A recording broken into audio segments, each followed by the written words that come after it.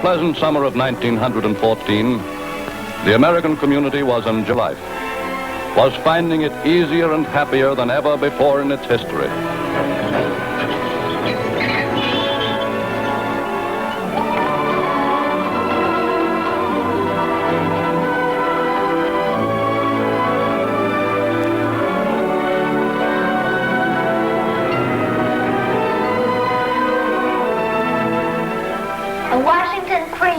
Washington cream pie. You like a cookie?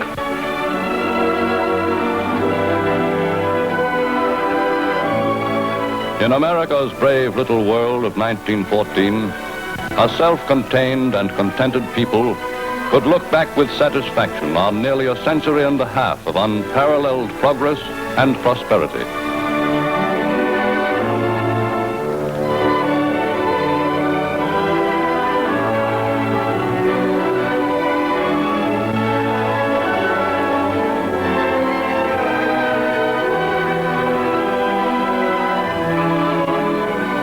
American industry led the world and was rapidly increasing its lead.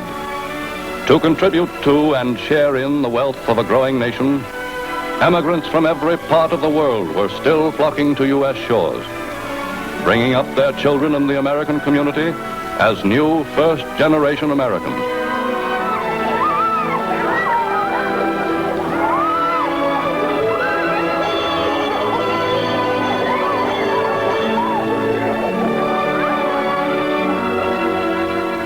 Most communities of any size in 1914 could boast of their own daily newspaper, whose editor championed their causes, helped fight their battles.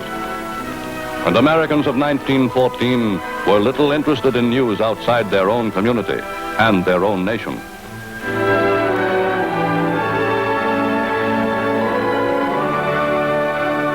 The country was still debating after 2 years the merits of the new freedom, slogan of Woodrow Wilson, the first Democrat to occupy the White House since Grover Cleveland. The Panama Canal, in which the whole nation took pride, was scheduled finally to be opened in mid-August. And the man most responsible for the canal, ex-President Theodore Roosevelt, was still a powerful figure on the U.S. political scene.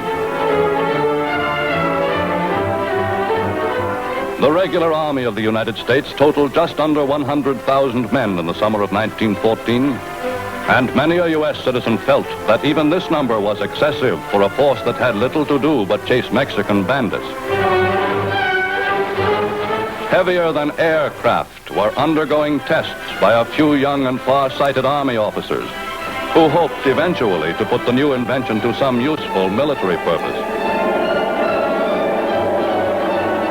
Fast achieving popularity was the hesitation canter, a startling new outgrowth of the turkey trot.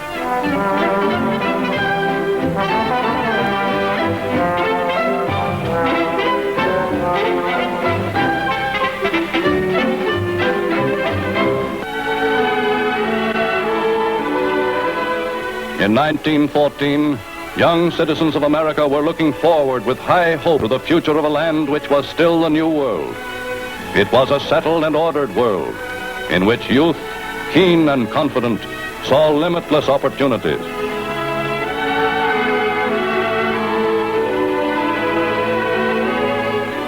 There were new standards and new ideals, new entertainment and new pleasures. Well, just as the train came to a trestle, he got to the window and jumped out. Well? Well, that's the way it ended until next week. Isn't that just like them?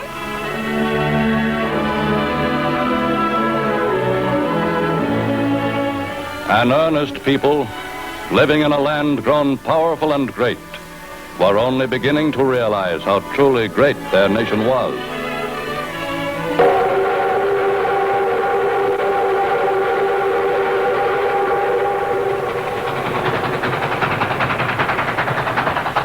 Until the arrival of the paper train on a morning of June 1914, Europe and Europe's troubles seemed very far away.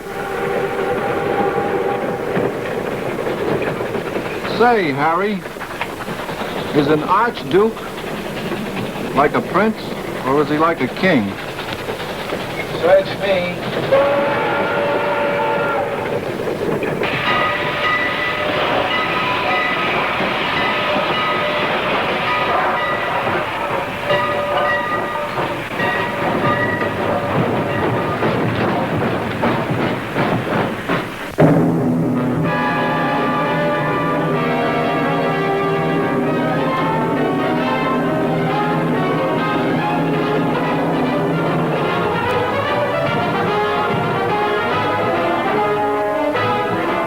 In the days that quickly followed the first declaration of war, as country after country mobilized and marched, the news that mattered most was the news of Europe and its spreading battlefronts.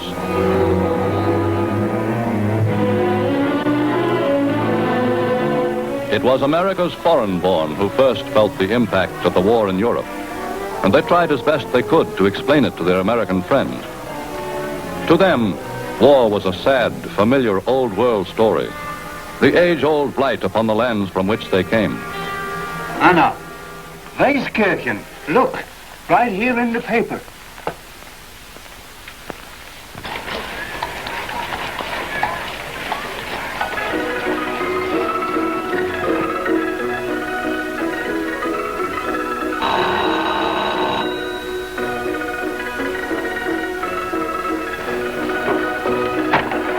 Registered letter for Joe, Mrs. Kovac. Looks like something from the old country. You can sign for it.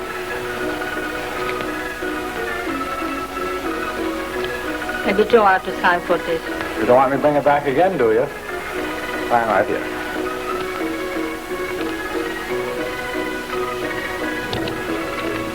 Thank you. Goodbye.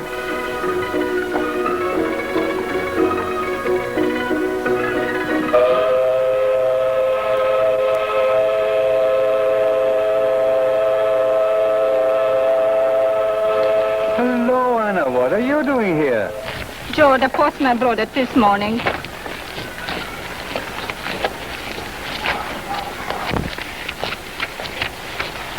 What does it say, Joe? It's for the army. We talk it over when we get home, Mama.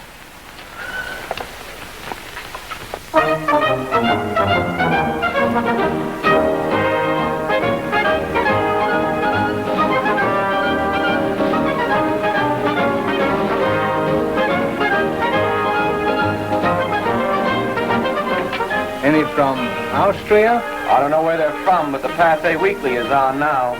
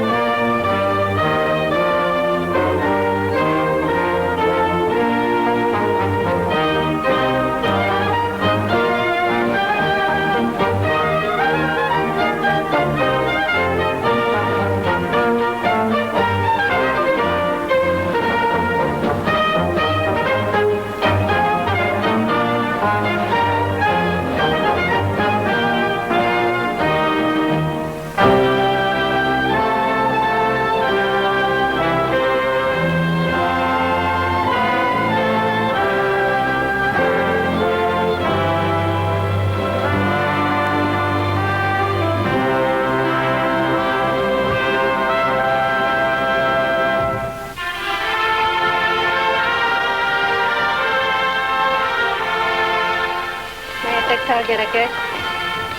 Kinyitva.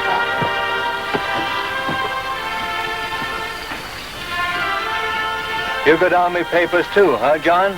Yeah, come today. What you think? Not for me. That's old country business. I'm staying in America with the wife and kids. What you going to do?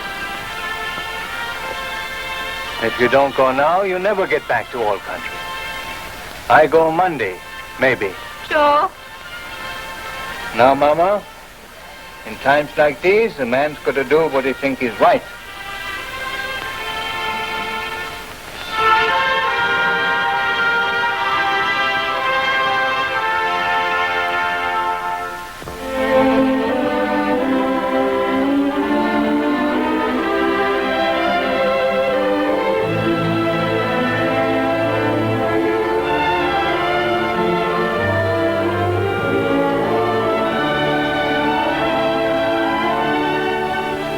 Also, auf Wiedersehen. Auf Wiedersehen.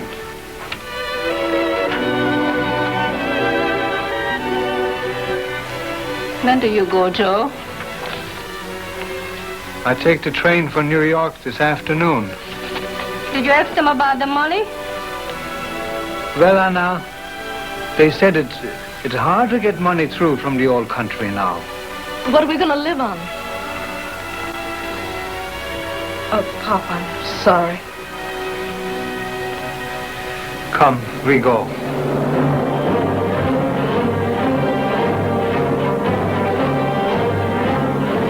With the invasion of neutral Belgium, Americans awoke to the full and terrible implications of a modern war. A taxicab army, rushed from Paris, wrought the miracle of the Marne.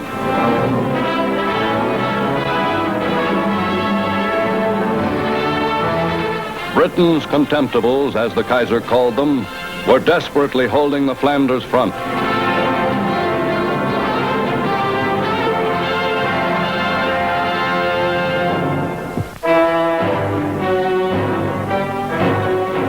American military men knew that Germany had devoted all her energies for 20 years to building up the greatest war machine the world had ever seen. Armies that were now systematically destroying in their advance the towns, the cities, and the homes of a simple, peace-loving people.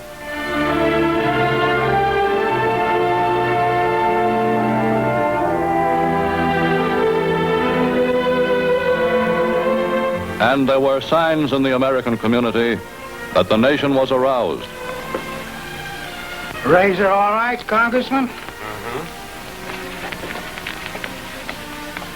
John, I'm not going to find it so easy to be neutral in thought.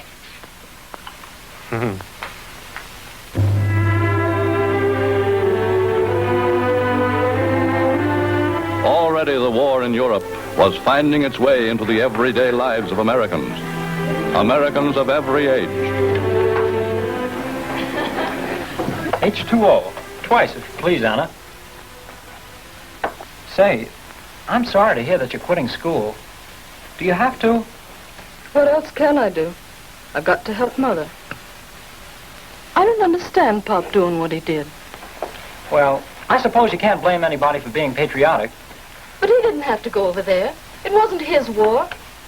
The war will be over in a couple of months anyway. That's what my father says, and he used to be in the German army. I suppose he thinks the Germans are going to win. They win every day, don't they? If your old man likes Germany so much, he'd better go back there. That goes for you, too. Never mind him, Freddie. Hey, Fred. Don't let that guy get your goat.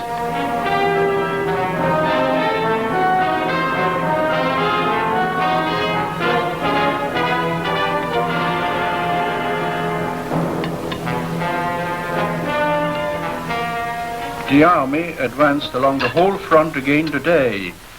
Some places nearly 5 kilometers. You're not eating much tonight, Fred. What's the matter? Nothing, Mom. I'm just not hungry. Anna Kovacs has had to quit school. Her father's been called by the Austrian army, and now she has to work. So? Dad, it's getting so that all you and everybody else talk about is this war all the time. Today I said that you'd been in the German army and that you thought the Germans would win in 2 months. I didn't mean anything. It almost started a free-for-all, Father. That's too bad, Frederick. Perhaps I should be more careful. It is very wrong for any of us to get personally agitated about the war so far away. We are in America. President Wilson says, this is a war with which we have nothing to do. That is how we all must try to feel. Under the personal command of Kaiser Wilhelm II, the armies of Imperial Germany seemed invincible in the summer of 1914. And Americans began to realize that belief in a just cause was not enough against superior manpower and superior armaments.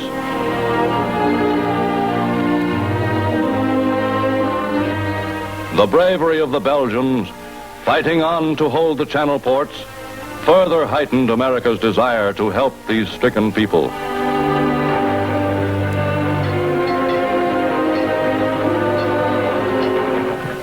Most Americans feel that the invasion of Belgium was the most barbarous act ever committed by a civilized nation. We are not here to discuss the rights and wrongs of the European war. We are here to help its innocent victims, little children, helpless and starving. The Committee for the Relief of Belgium, under the able chairmanship of Herbert Hoover, can feed a Belgian child for a month on a $5 bill. It is up to us to see that he gets those $5 bills. Yes, and 10s, and 20s, and 50s. A generous people had assumed its first responsibility of the war, with the help of a young mining engineer named Herbert Hoover. Within 3 months, he had organized a fleet of 35 vessels, carrying more than $1 million worth of food a week to Belgium.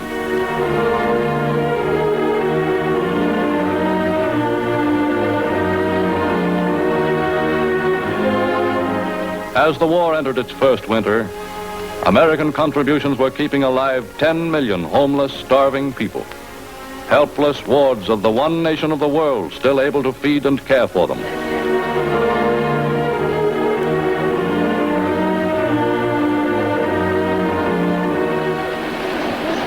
Aren't these Professor Carter's? Why, of course they are. Do you suppose he's really bought a new suit? We can't send these old things to the Belgians with St. Luke's name on them. And those poor Belgian women. I can't bear to think of them. Well, I just can't understand it. Why, Dora, we all know German people. Some of us have German friends. Look at the Bensingers. They're as nice as anybody could be. And with Europe's war, America was a neutral nation. Of neutral nations on the high seas were being openly and flagrantly violated by Germany. What a way for a civilized nation to fight a war.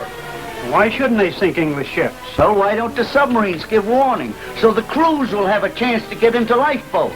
The Germans have got to sink ships if they're carrying munitions for the Allies. And suppose they have Americans on them. They shouldn't be there. The German government has warned them what would Be there. Huh. Don't make me...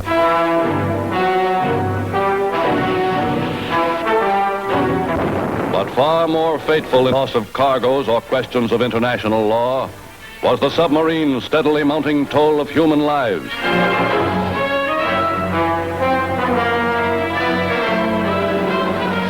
Men like Theodore Roosevelt were now demanding forceful action to uphold the nation's traditional freedom of the seas. But few Americans would believe that their rights were seriously threatened.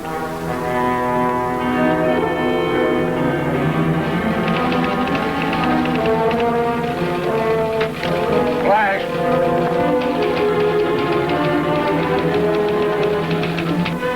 And they've sunk the Lusitania. What?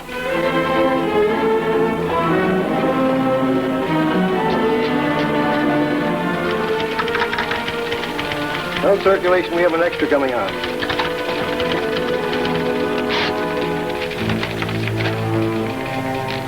How many Americans aboard? 228. 96-point banner. Play up the American angle.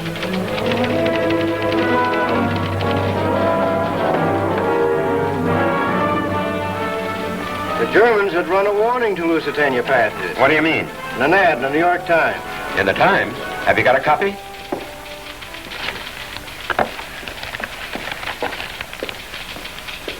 I didn't think they'd dare to sink her. The warning of the German embassy had attracted little notice. It was unthinkable that Germany would sink the Lusitania. Her sailing had been set for a Saturday forenoon. On her passenger list were some of the proudest names of 2 continents. For the Lusitania was queen of the great Cunard fleet. It was to be a gay and festive voyage.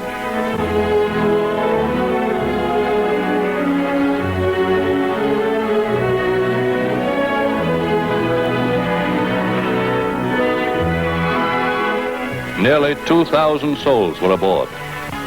1,200 never reached shore. No single disaster in half a century had stirred American emotions more profoundly.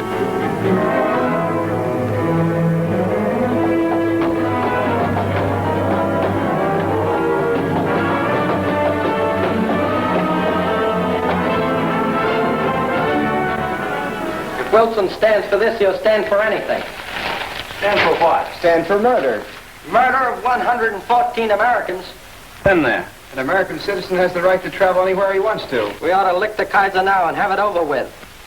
You're going to have a hard time. They don't care how many Americans get killed. And what'll they say about the Lusitania? Well, in Montana, they think if a man goes out in the street when there's shooting going on, it's his own fault if he gets hit.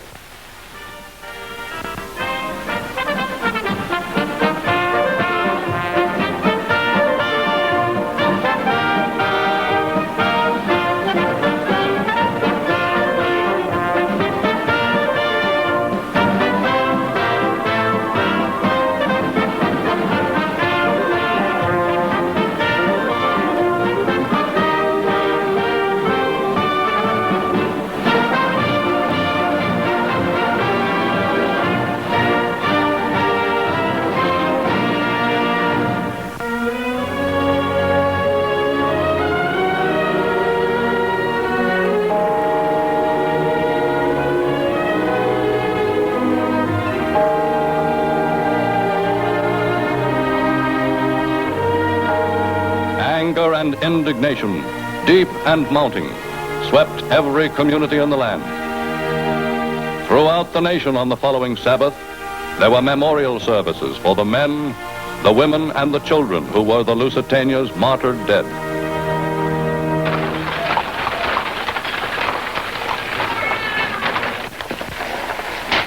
Well, boys, what's on your minds? We came to find out what you're going to do about the Lusitania. To tell the truth, I hadn't thought of doing anything. John, you're our congressman. You know how we're feeling. Don't you think you ought to go and talk with President Wilson about this thing? Well, now, boys, you don't walk in on the president just that way. He's already said he'll hold Germany to strict accountability. John, we've been hearing about strict accountability for a long time.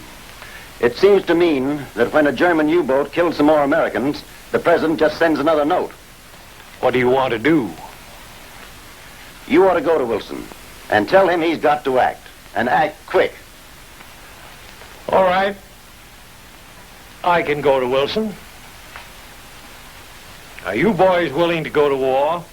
That's not the point, John, and you know it isn't. The point is you want to do something, but you don't want to do the only thing the Germans would understand. War.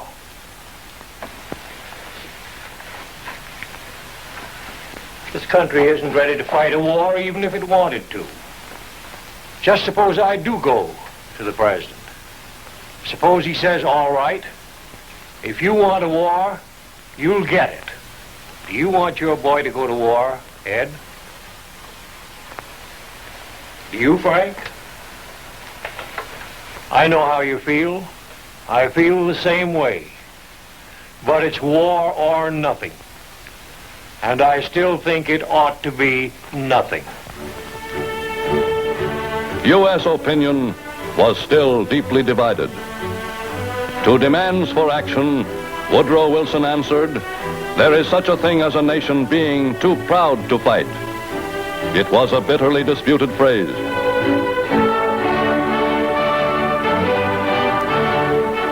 But other U.S. citizens were going to war.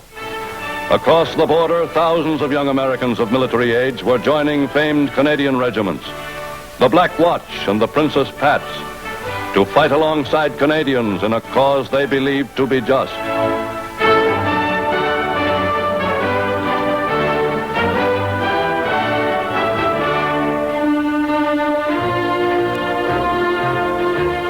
Bought and sent overseas by the contributions of U.S. communities, driven by Americans who paid their own expenses, nearly 100 ambulances by the end of 1915 were on the battlefields of France.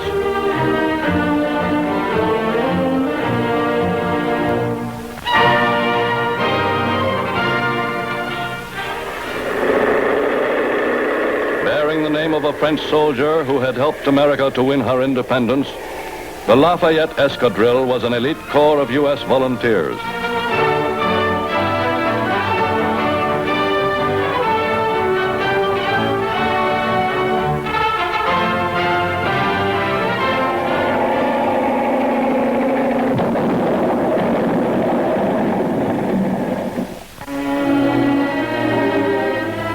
In the American community, emotion for the Allied cause was running high. And in a town as important as this, with the main line railroad, the reservoir, the college and all, they'd be sure to have at least one spy. Honestly, Dora, do you really believe Elizabeth Bensinger's husband is a spy? Where there's smoke, there's fire. Hello, everybody. Hello. Hello, Mrs. Averill. Hello, Bobby. Hello, Elizabeth. How are you? I'm fine. How are you? Elizabeth. Yes? May I speak to you and Hilda a moment, please? Why, certainly. Hilda? I felt I ought to tell you that since we are working on bandages for the Allies, we all feel that perhaps you and Hilda could make yourselves more useful somewhere else. I'm not quite sure that I understand what you mean, Dora. With feeling as it is about the Germans, I'm very sorry, but I'm sure you will avoid unpleasantness if you go. Come, Hilda.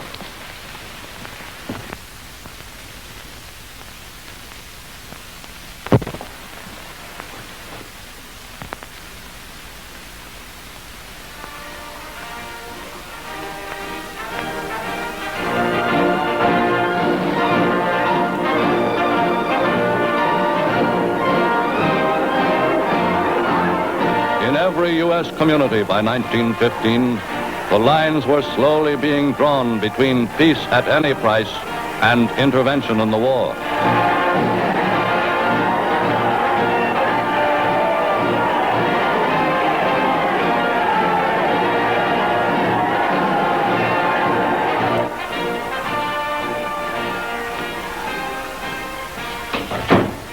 When I hear these fools shouting about being too proud to fight, it makes my blood boil. Don't they know that the Allies are fighting to save our own civilization? I'm glad you feel that way, Dad. Because I want to join the Lafayette Escadrille. What?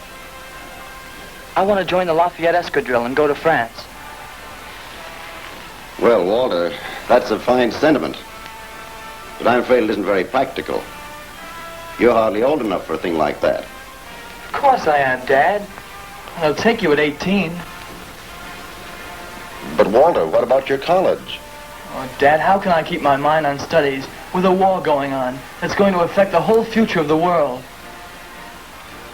You won't have much voice in the future of the world, Walter, if you go over there and don't come back. I'll have to take a chance on that. A lot of other people have.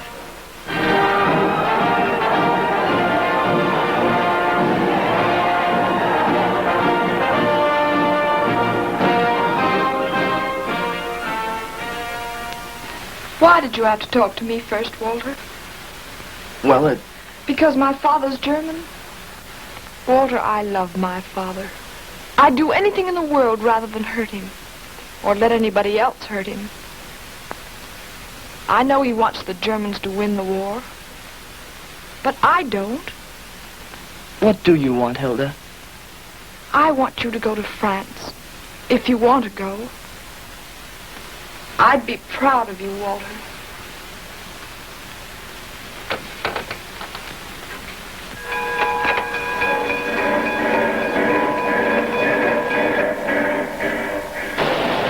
So long, boy. Take care of yourself.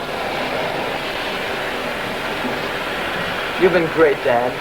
I know how you feel about it. That's all right, son. Goodbye, Mom. I'll write you every week. All right. Don't you worry. Hilda.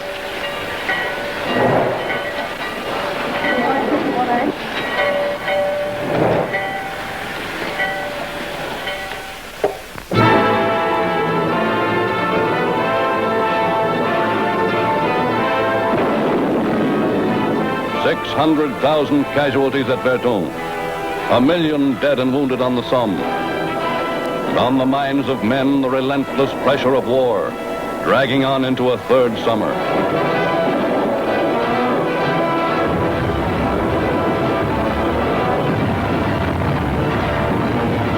At Jutland in the summer of 1916, the British Navy drove the German fleet to cover in the greatest sea battle of all time.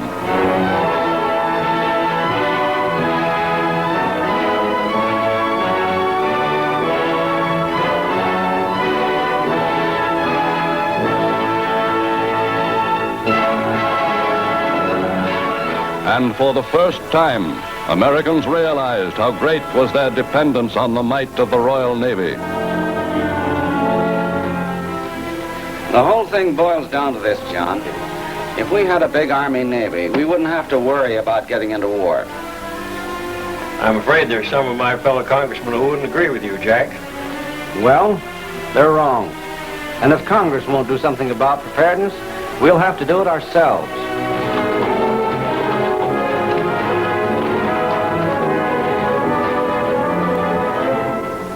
Say, Dan, I want you to put something in your paper for me. What about? You know that Plattsburgh training camp idea Teddy Roosevelt and General Wood have started? I'm going to have one here. What for? There's a war going on in Europe. You know as well as I do that if France and England are licked, we're next. You've been a soldier too long, Jack. Nobody's coming over here to fight us. Maybe not.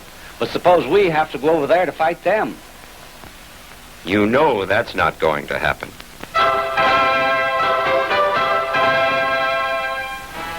By 1916, Woodrow Wilson, now a candidate for re-election, could no longer ignore the growing demand for national defense. And he marched at the head of a preparedness parade. Republican candidate was Supreme Court Justice Charles Evans Hughes, advocate of a strong and forthright U.S. foreign policy.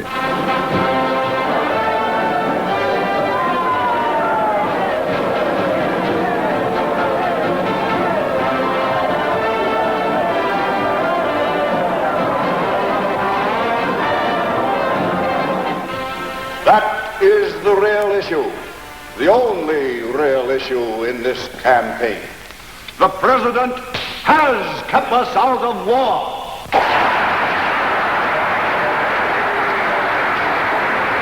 He has sent notes to the warring nations of Europe. That's all he has done is send notes. Yes, the president has sent notes. But he has not sent one single American boy to his death on the battlefields.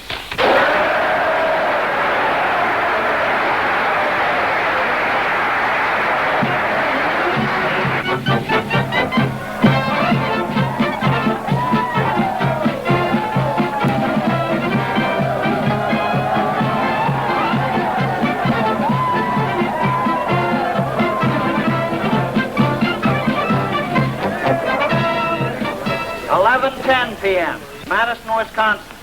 Charles Evans Hughes has carried Wisconsin by a large plurality.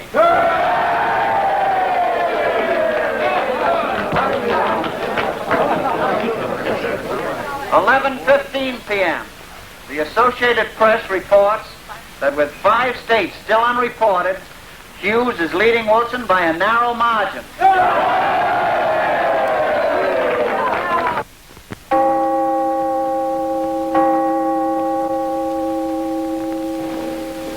Here's to a real President of the United States, Charles Evans Hughes.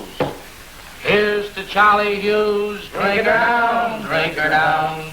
Here's to Charlie Hughes, drink her down, drink her down. Here's to Charlie Hughes, he's in Woodrow Wilson's shoes. Drink her down, drink her down, drink her down, down, down.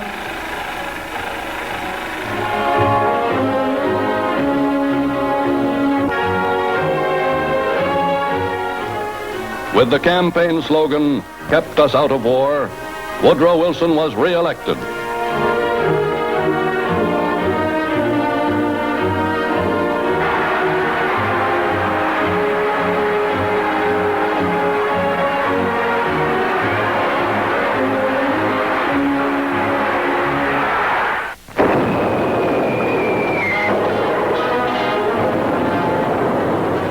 The war in Europe had long since become a merciless process of attrition. To break the stalemate, Britain had introduced the tank. Germany was using liquid fire. The war went on into another winter, bringing death to some 5,000 men each day.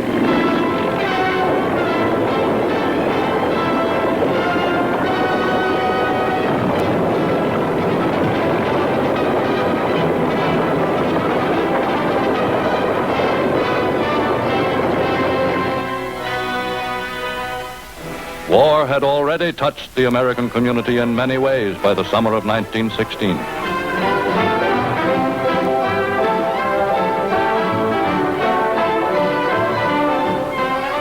The Lafayette Escadrille is all Americans, isn't it? Yes, sir. Now, what would happen to you if the United States should go into the war? Well, I understand we'll be commissioned into the U.S. Army Flying Corps. Hello, Hal. Hello, Mr. Meredith. It's good to see you. It's good to see him back again, all in one piece, isn't it? This certainly is.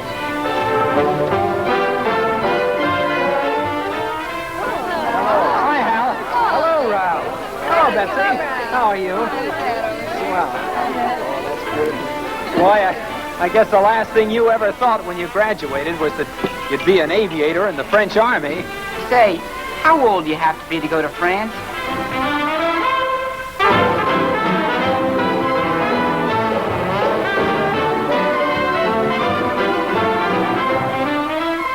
Hello, Anna.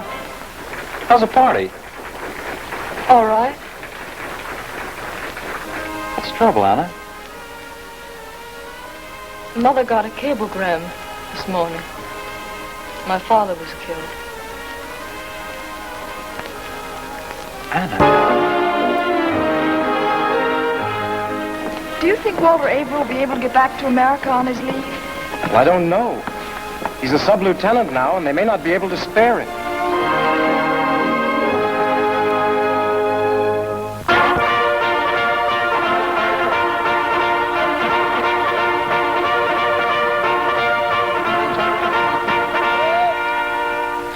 Go.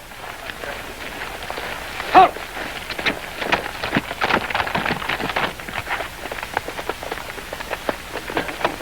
Cut. Present. Hands. Left shoulder. Hands. Right shoulder. Hands. Port. Hands. Hold up. Hands.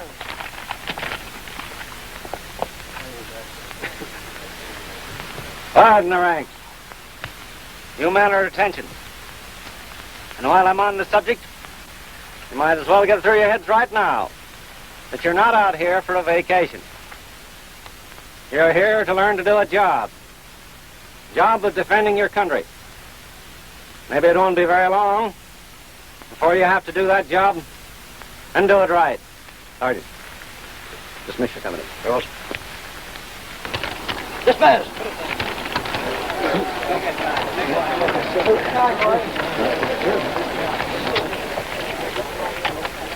Hello, Dad. Hello, Ralph. Hello, Mom. Why, Ralph, you must be tired to death. No, I'm fine. This is fun. Does it give you plenty to eat? Sure, all I can hold. Don't worry, Mom. Oh, Ralph, I can't help it. I hate to see you in that uniform. I hate it all. Oh, Mom. Dad, you like it, don't you? You look fine, Ralph. Just fine.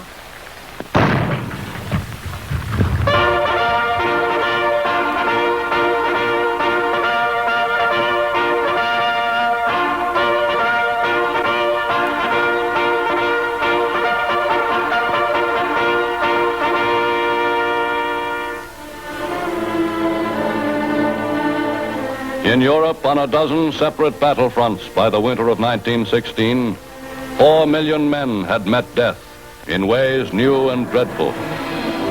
And Germany had introduced the most terrible of all the First World War's new weapons, poison gas, chlorine and phosgene to choke the lungs and throat, mustard to burn the eyes and skin.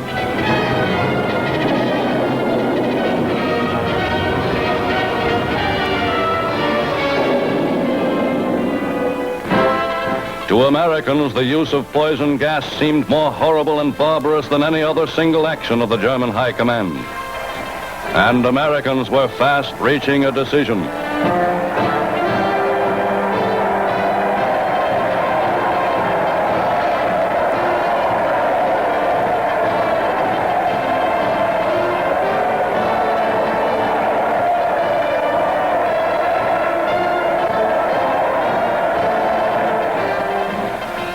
And has also received the Croix de Guerre for bravery and action.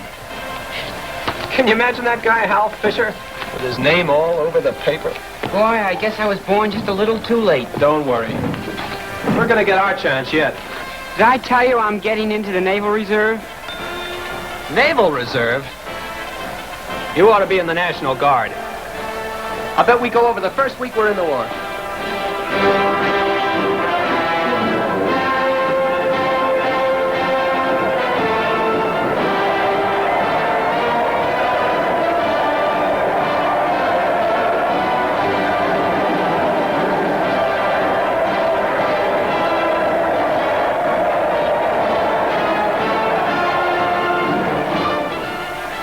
Anna, I think I'm going to sign up in the Marine Corps. Well, I want to do something in it. We're going to be in this war. Fred, what will your father say? I don't know, but I'm going to do it.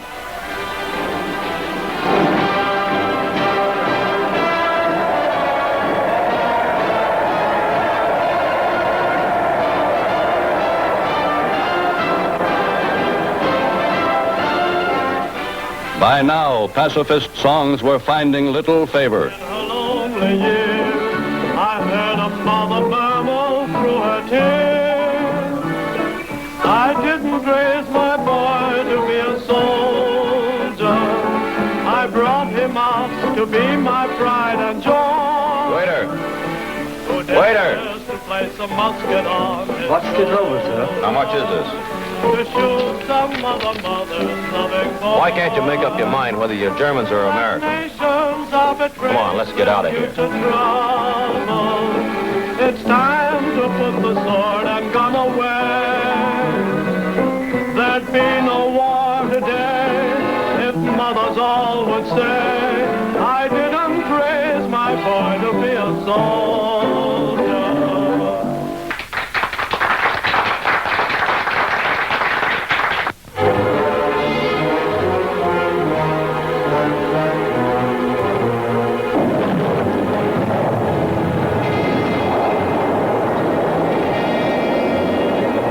Fires and explosions of mysterious origin had plagued the nation's industrial regions for 2 years. And Americans were now beginning to realize that these disasters were not all accidents.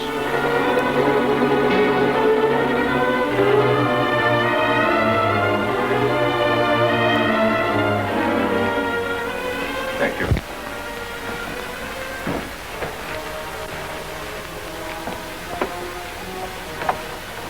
How do you do, sir? How do you do, Professor Bensinger? Am I disturbing you? Not at all.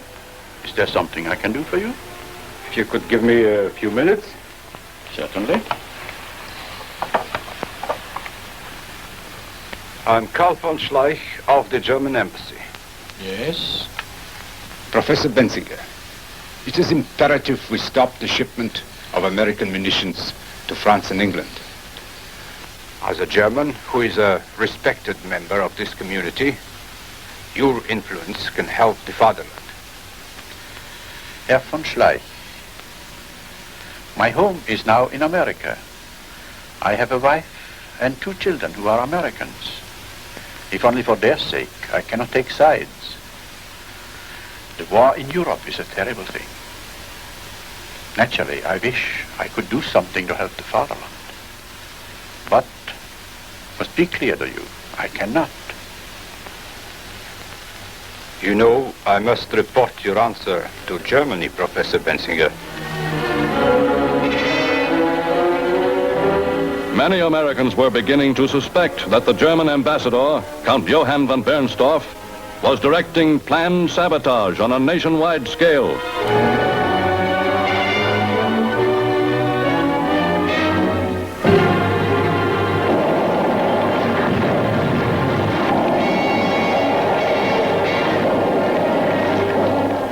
An explosion of munitions on Black Tom Island, New Jersey, had rocked an area of 70 miles. Another explosion at Kingsland, New Jersey, destroyed in a few minutes millions of dollars worth of shells and ammunition. Time and time again came evidence that spies and saboteurs, well organized and financed, were attempting the systematic destruction of U.S. munition plants. The violence of war had touched the nation's shores, and America's traditional sense of security was shaken to the core. By 1917, Americans were facing the inevitable. I think most Americans feel about the way I do, John. You know I've never believed the propaganda. I've never been frightened by spies. And I've hated war. But the time has come when we've got to fight for the decent, civilized things in life. It's just that I hate to think that I'll ever have to vote to put this country into war. And more, the war in Europe coming into the homes of the American community. Mind the office for a while, will you, Eddie? I've got to deliver a message across town. Can't I deliver it for you? I think I'd better deliver this one myself.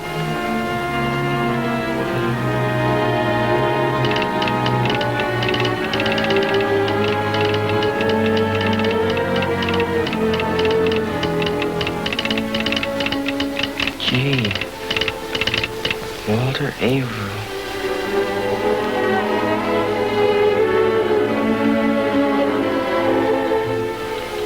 We'll run this one, George.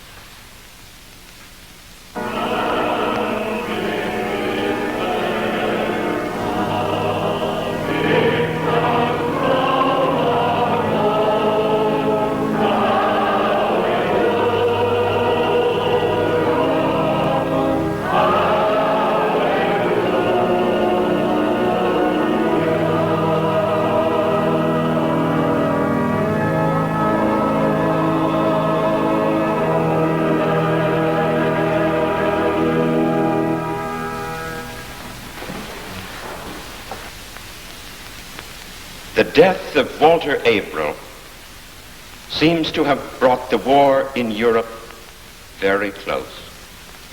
Perhaps this war is no concern of ours. Perhaps we should be in it. There are sincere thinking men and women on both sides, and we are under terrifying pressure on this question. From England and France and Germany come all kinds of reports. Most of them are half-truths. Some of them are lies. But Walter Averill didn't go to France for lies. He didn't go because of the lurid tales about the Hun and Bosch.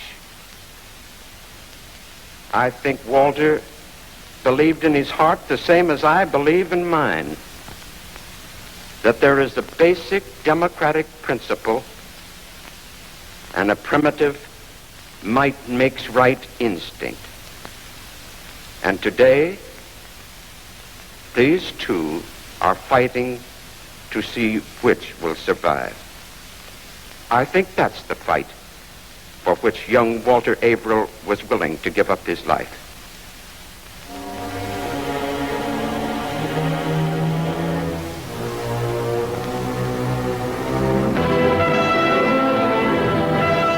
Like an open challenge to the United States in the first weeks of 1917, came Germany's declaration that she was resuming unrestricted warfare against the vessels of all nations, belligerents and neutrals.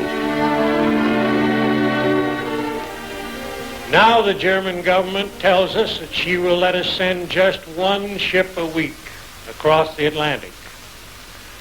We are told when it must leave, when it must arrive, and where. We are told to paint stripes on it, that it must fly a flag of red and white checks like a farmer's tablecloth. I think I can truthfully say that no man in this House has advocated caution more consistently, has more consistently championed the cause of neutrality and peace. Now it seems that the efforts of all of us may be in vain. If they are to be in vain, then I say this: let us thank God that we are on the side of justice and the right. Came U.S. Ambassador James W. Gerard. In his disarming rumors that Germans were attempting to promote an attack through Mexico against the United States.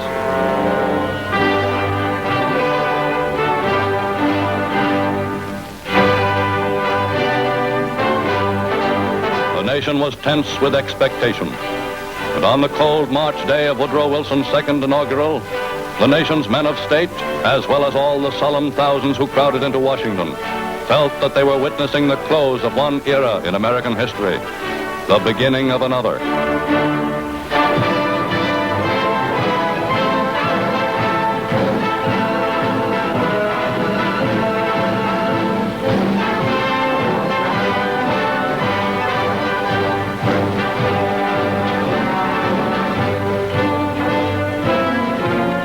By March, the U.S. flag had been all but driven from the Atlantic by German submarines. For America, freedom of the seas had ceased to exist. As the first important act of his second term, Woodrow Wilson signed an executive order which armed all U.S. merchant ships with naval guns. It was another compromise, called by Woodrow Wilson armed neutrality.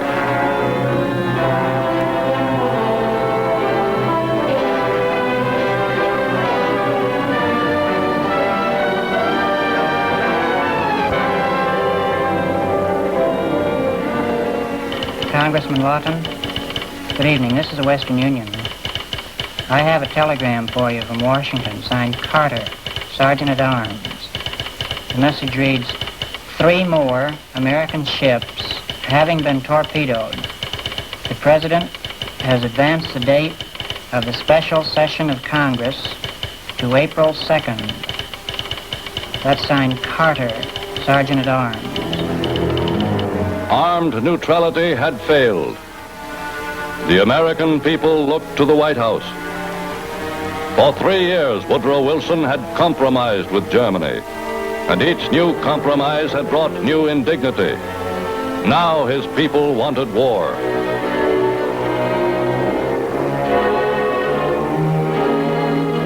On the evening of April 2nd, 1917, the entire nation awaited Woodrow Wilson's fateful answer.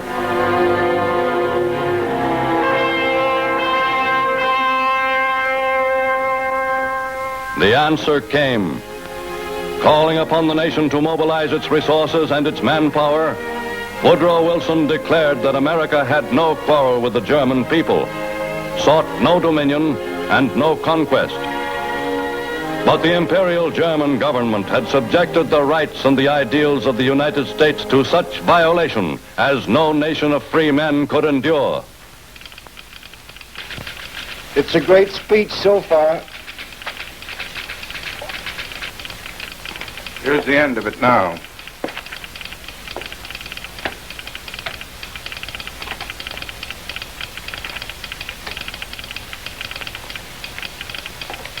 For democracy, for the right of those who submit to authority to have a voice in their own governments, for the rights and liberties of small nations, for a universal dominion of right by such a concert of free peoples as shall bring peace and safety to all nations and make the world itself at last free.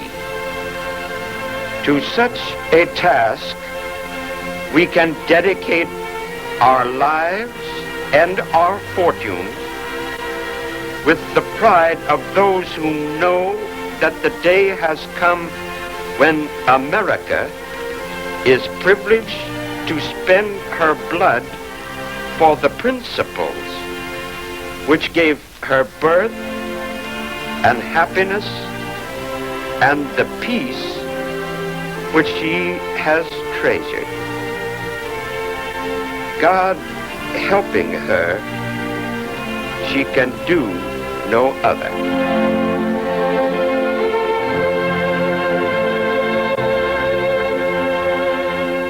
Okay, George. 3-column box on the front page. Run it over. Edit, the President's war message. With the main head, Wilson calls for war.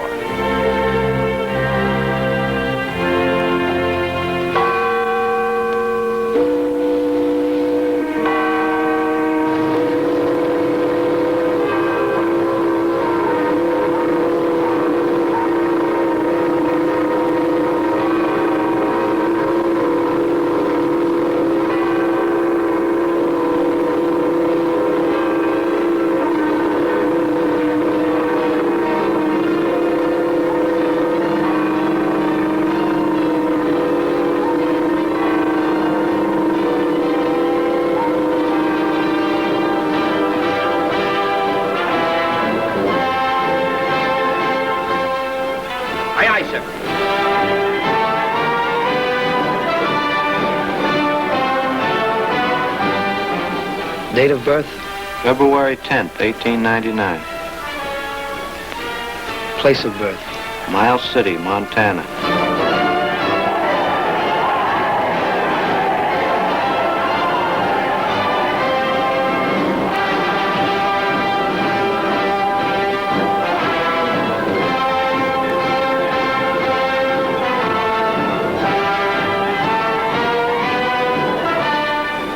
Boys, I'm not going to make a speech here today.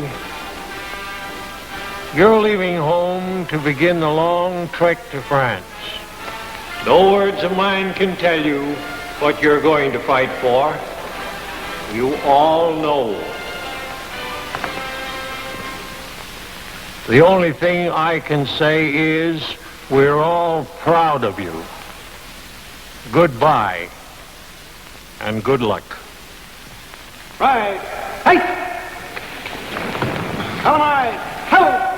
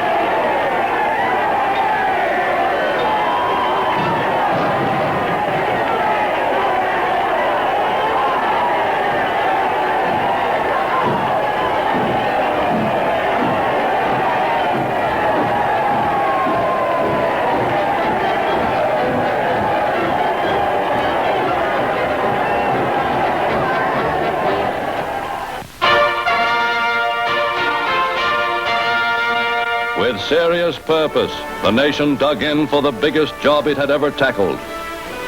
Starting with a regular army of 130,000 and 70,000 half-trained, ill-equipped reserves, the United States undertook a mobilization of manpower and resources without precedent in any age or any time.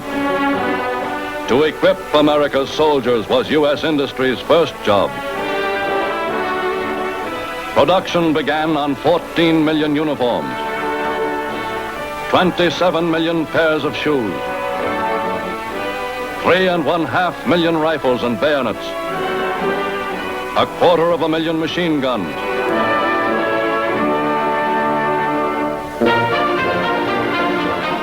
in the nation's war effort, every citizen was to take a part. Ed, how about putting me to work as one of your 4-minute men?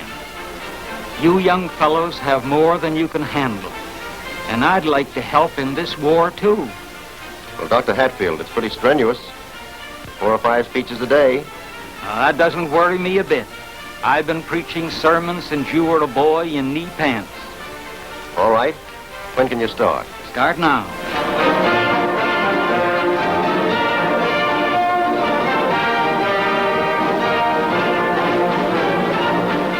Through Liberty loans, the American people raised the huge sum of $24 billion.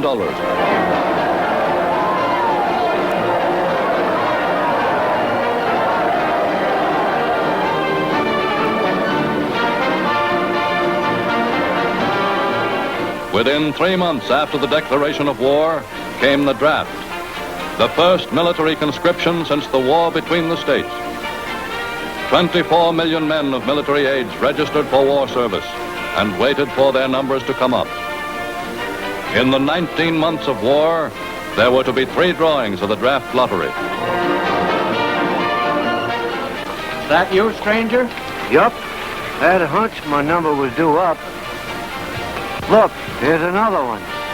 By the spring of 1918, a nation that for half a century had not fought a major war had called nearly 3 million of its citizens to the colors.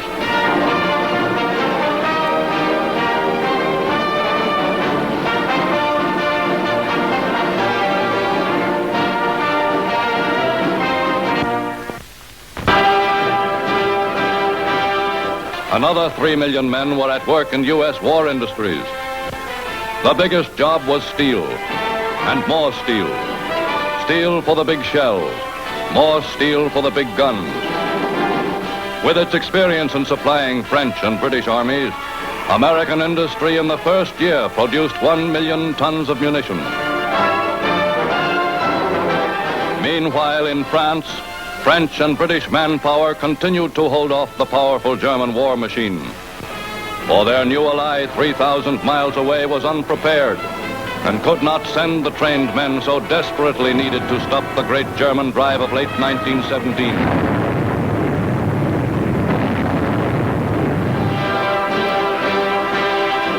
It was not until early 1918 that America's first million were equipped and in training. Still ahead were weeks of body-hardening marches, long, precious weeks of training for trench warfare, for going over the top.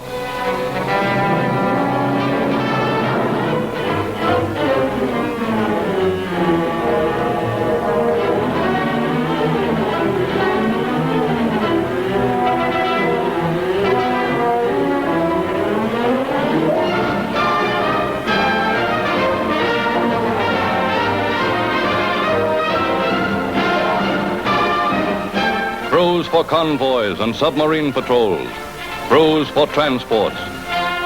Transferred to the Army were the Navy's regiments of U.S. Marines, soldier sailors who were to take their places on the battlefields of France.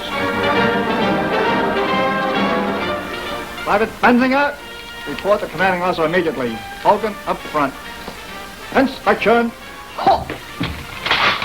Forward. Halt. Private Benzinger, sir. Yes, at ease. You know, I suppose, that your father has been interned as an enemy alien. Yes, sir. I'm sorry, but I have to tell you that it will not be possible for you to go overseas with the regiment under the circumstances. Yes, sir. That's all, I'm afraid. Aye, aye, sir. Goodbye, Mom. Goodbye, Paul. Goodbye, you with your old hee-haw. I may not know what the war's about, but events like that I'll soon find out. And oh, my sweetheart, don't you fear. I make you a king for a souvenir. I'll get you a Turk and a Kaiser too, and that's about all one fella can do. Fellas getting everything you want? Well, almost. That's fine. Nothing too good for our boys. Can I have a package of sweet caps, please? Why, certainly, Eddie. Did you know my outfit was leaving tonight, Mrs. Averill? I suppose you're awfully glad. You bet. Well, hello there. Hello, dear. Evening, Ruth. I'll be with you in just a minute.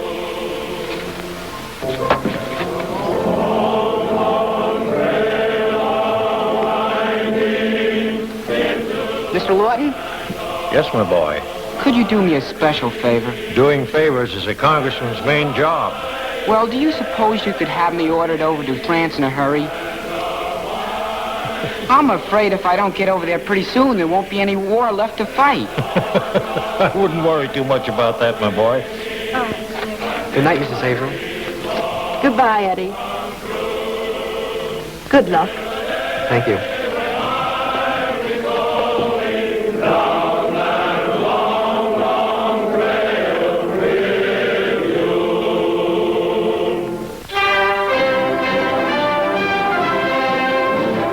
Under the command of Admiral William Sims, since the declaration of war, U.S. destroyers had been helping to rid the seas of the German U-boat with the aid of a new British weapon, the depth bomb.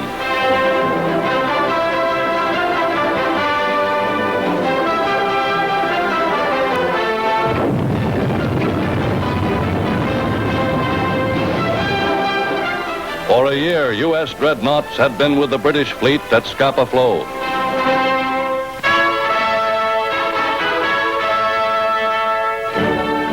Now the efforts of a united America were producing results. 1 million soldiers, trained and equipped, were ready to join their allies.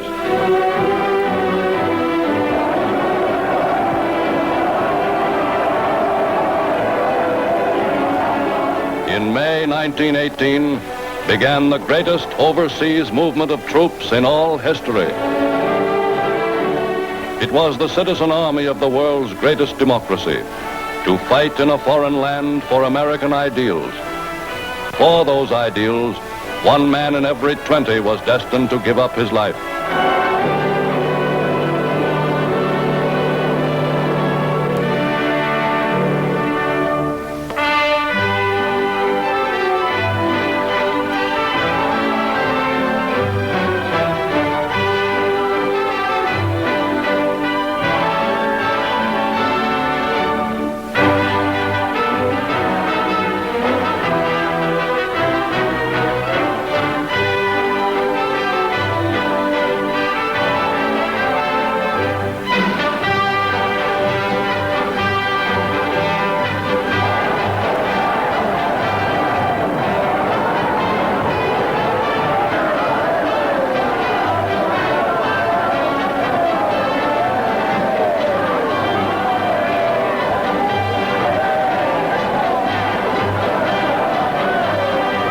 To the war-weary people of Europe, these fresh and determined men were like saviors. They had come none too soon.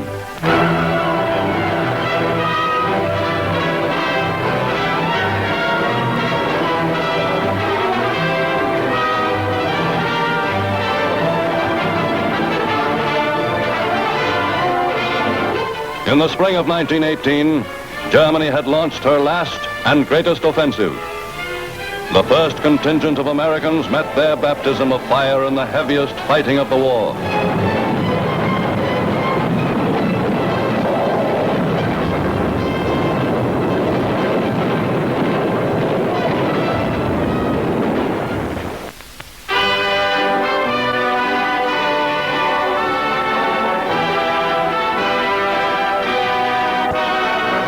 Carrying on at home, men, women, and children were doing their bit, united toward a common goal.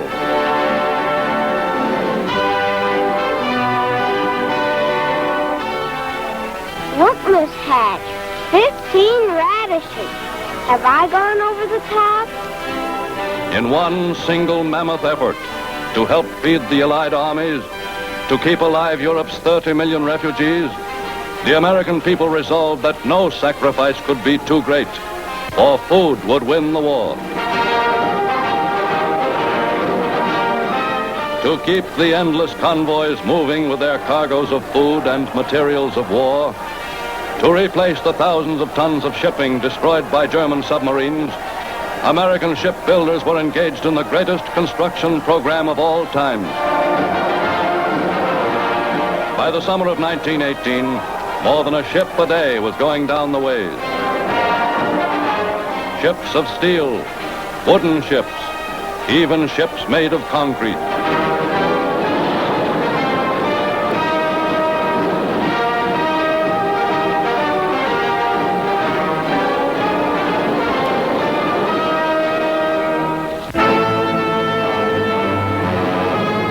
To France in 1918 went many a U.S. political figure, great and small. What is the type of your artillery support? Qu'est-ce que nous avions comme artillerie en support? Nous étions supportés par les batteries de 75 et l'artillerie lourde. We had in support both heavy artillery and 75s. Thank you. On French soil in the ranks of the AEF, 2 million strong, were many young Americans destined to be among their nation's future leaders.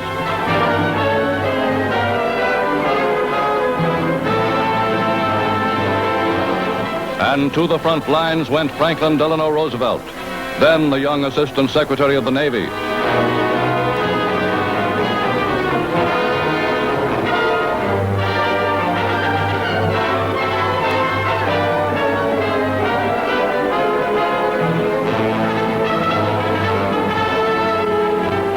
Courageous to the point of recklessness, American forces by the fall of 1918 had suffered nearly 300,000 casualties, 50,000 killed in action. Eddie, here's a friend of yours. It's John Lawton from back home, Eddie. Mr. Lawton? How did you ever find out where I was, Mr. Lawton? Oh, that wasn't so hard.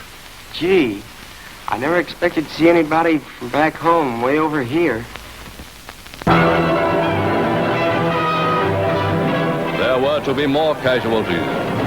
But in the Argonne on September 29th, Americans had broken the Hindenburg Line, last stronghold of German forces on French soil. Throughout the first week of November, there were repeated rumors of German capitulation. A false report reached America that an armistice had been signed. But the war went on.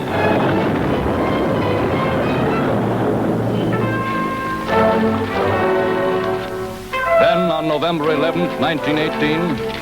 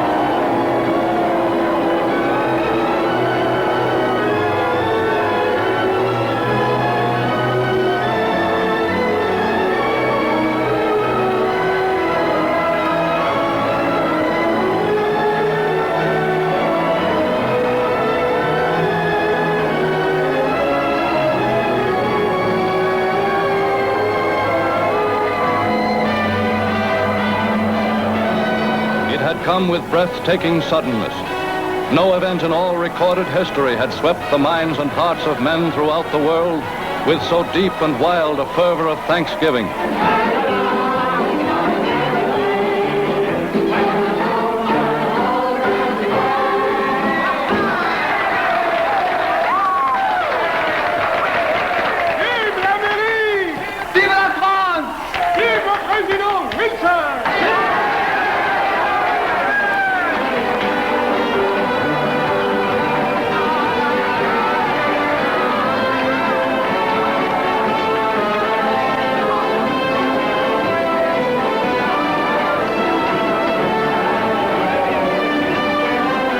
It had taken 4 long years and the combined efforts of most of the nations of the world to destroy the great German war machine which had threatened their civilization.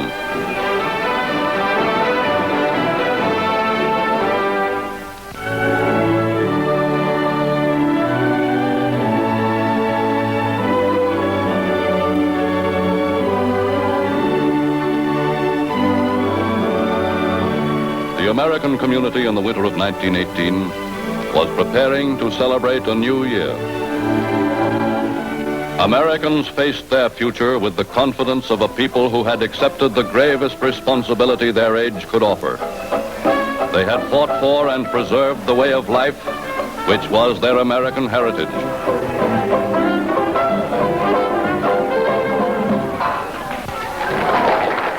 Well, in a few minutes now, it'll be 1919. Dan, how about a toast? You know, I have never forgotten, and I suppose I never will forget, the President's words when he told us why we were going to war. I would say, to the things we fought for and won: democracy, the right of those who submit to authority to have a voice in their own governments, the rights and liberties of small nations, a peace that will bring safety to all peoples and make the world itself at last free.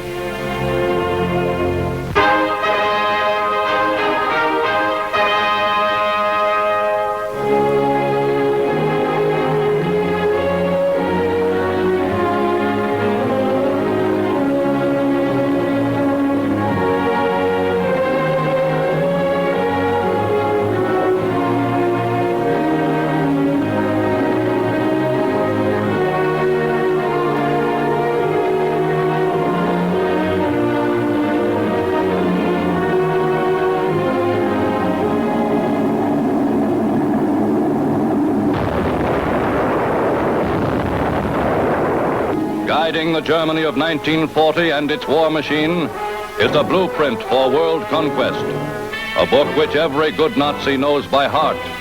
Its title, Mein Kampf. Its author, Adolf Hitler.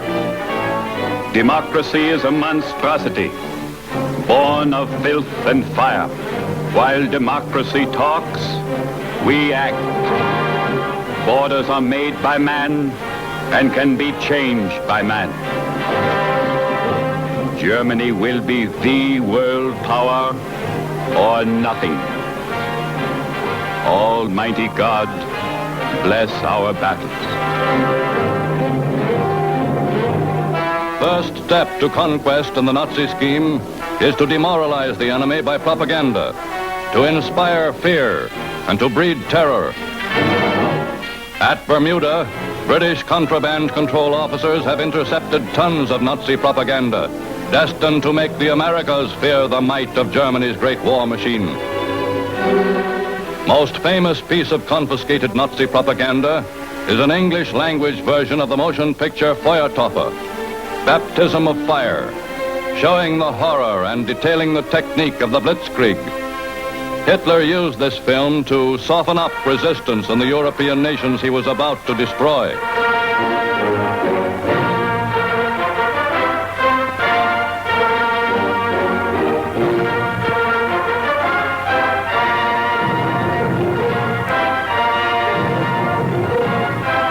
The appointed hour is at hand. The attack is geared for lightning swiftness and irresistible power. Total war is a science that Germany has mastered.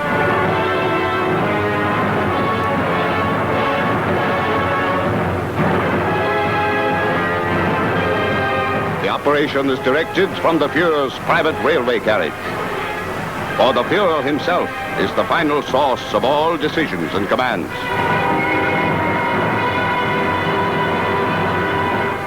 The orders go out to the various divisions and commanders, assuring perfect coordination of the attack.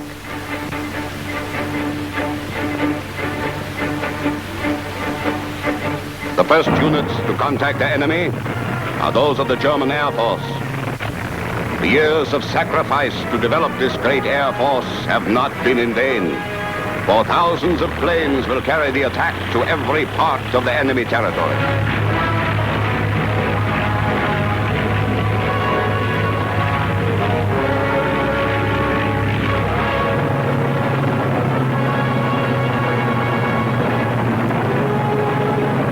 Stuka planes, perfected by German engineers, dive thousands of feet upon their targets.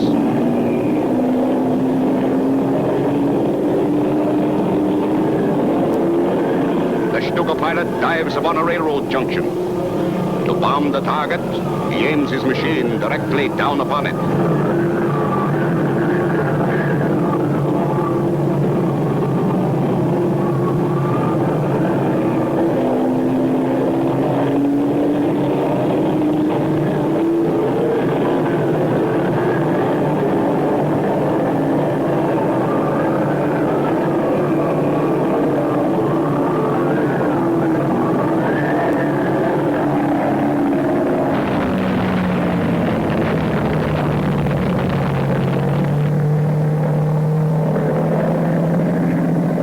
The task of the Air Force in total war is to attack enemy airfields and disperse enemy concentrations of troops and materiel, to disrupt enemy communications far behind the lines, and to destroy the enemy's vital industrial centers.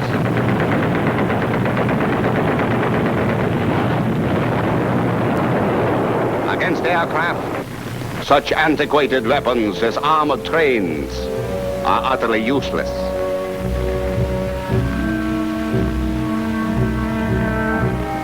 Because mastery of the air is vital to the lightning attack, airports, both civilian and military, are among our first objectives.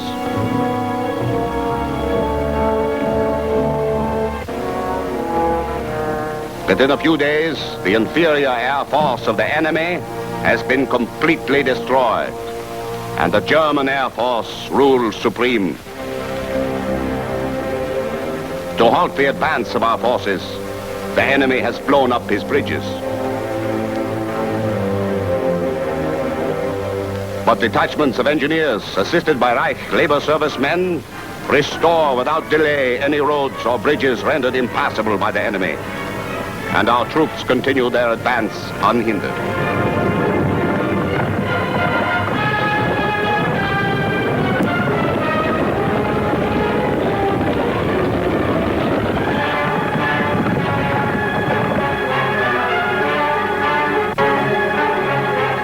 The lightning attack demands the acceleration of all movements. If bridges are scarce, German forces, even heavy mechanized units, have ways of crossing rivers without them.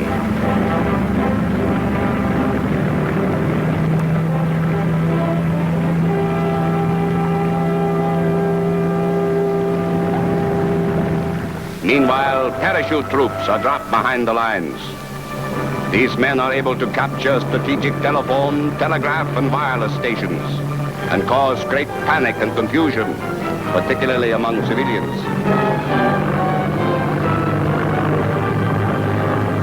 Ranging far ahead of the main body of the army, panzer divisions, small mechanized, highly mobile units, have penetrated to enemy cities far behind the main battlefront. If the surprised enemy garrison cannot be overcome with hand grenades and light artillery, their hiding place is sprayed with gasoline.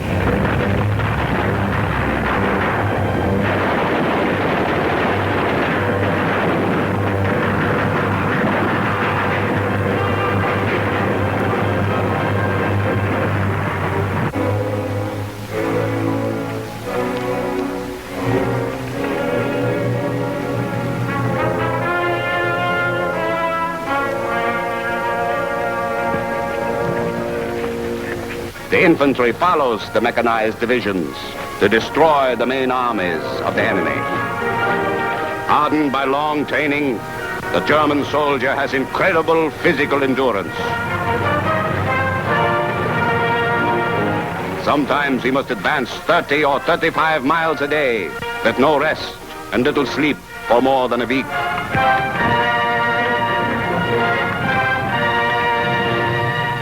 The capital city of the enemy nation is reached within a few days.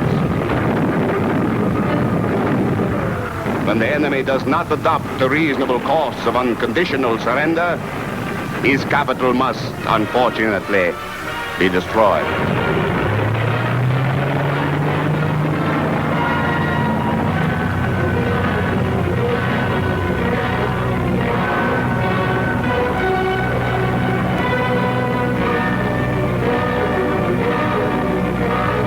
Nations which make war upon Germany must be prepared to face the consequences of their acts.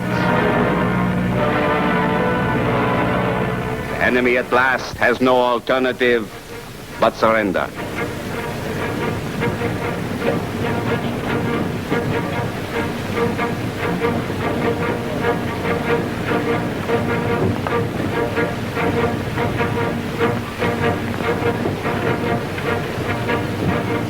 Because of his senseless resistance, the terms will now be less lenient.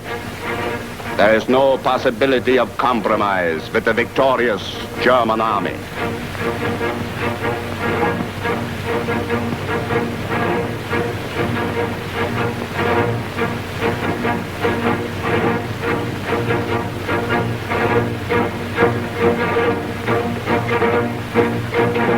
Vast quantities of war materials of all kinds have been captured. More than enough to replace what has been lost by the German forces.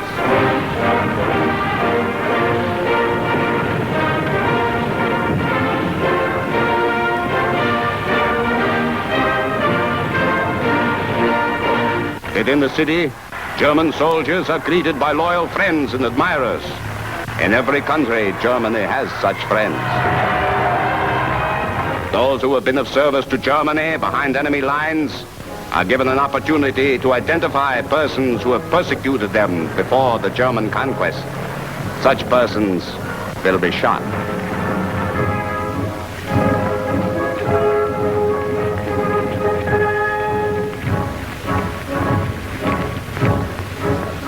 As a result of their mad desire to wage war upon Germany, hundreds of thousands of the enemy's most able-bodied men have temporarily lost their freedom. They will be formed into labor battalions and sent to Germany to help with the harvests, and otherwise to take the place of German fighters on other fronts. Under German supervision, many of these men will do useful work for the first time in their lives.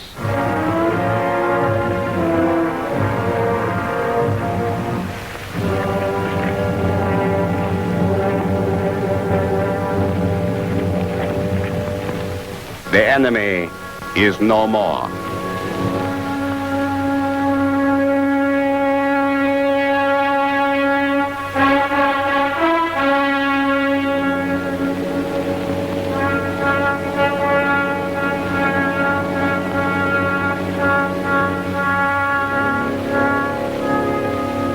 Before the power of German arms and the terror of propaganda, 9 once free nations have already fallen under the domination of Adolf Hitler.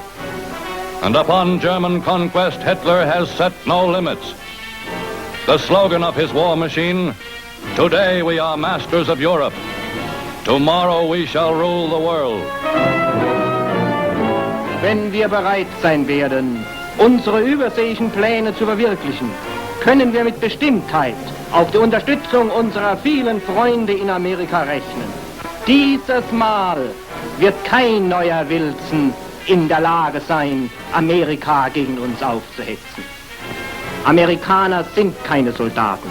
Ihre militärische Unfähigkeit ist der beste Beweis für die Minderwertigkeit und Dekadenz der sogenannten Neuen Welt. Again today, as in the years of 1917 and 18, the American people are preparing to meet the challenge of might makes right. Over overwhelmingly, we as a nation, we are convinced that military and naval victory for the gods of force and hate would endanger the institutions of democracy in the Western world. Once more, the future of the nation, the future of the American people is at stake. I call for effort, courage, sacrifice, devotion, granting the love of freedom. All of these are possible. And the love of freedom is still fierce, still steady in the nation today.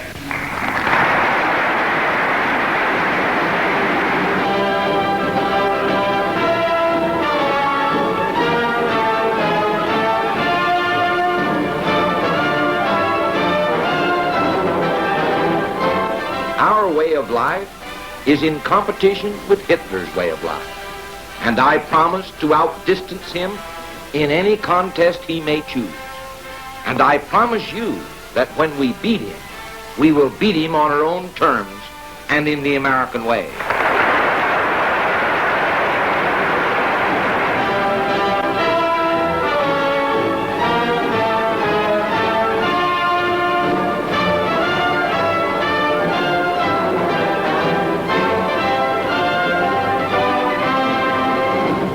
Today, under leaders united in their determination to meet force with superior force, Americans themselves once more stand united against the powers of aggression.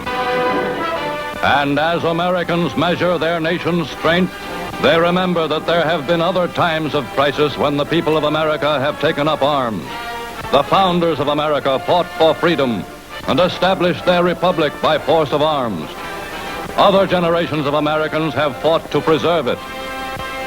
And Americans today remember that their nation's courage has been tested under fire within the memory of men now living.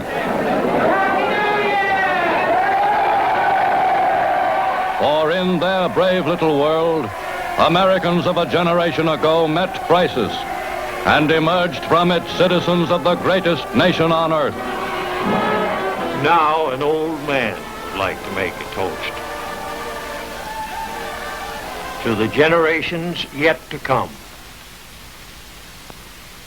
In peace may they cherish the which we are handing on down to them.